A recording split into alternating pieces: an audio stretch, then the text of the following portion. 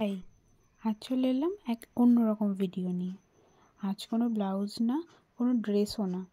আজকের আমি ভিডিওতে দেখাতে চলেছি পাইপিন বসানো। পাইপিনের কোনো নির্দিষ্ট কালার হয় না। আপনি যদি লাল কালারের পাইপিন চান তাহলে লাল কালারের একটা কাপড়কে ক্যাটচাপট্টিভাবে কেটে তার মধ্যে থেকে এই সরু দড়িটি লাগিয়ে দেবেন।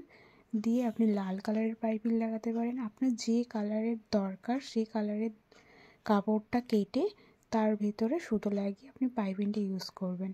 এবং পাইপিংটা প্রত্যেকটা ব্লাউজে আমার মনে হয় দেওয়া উচিত, এবং সবচেয়ে যেমন দেখতে খুব সুন্দর হয় তার থেকে বেশি পাইপিংয়ের কাজটা বেশি কঠিন হয়।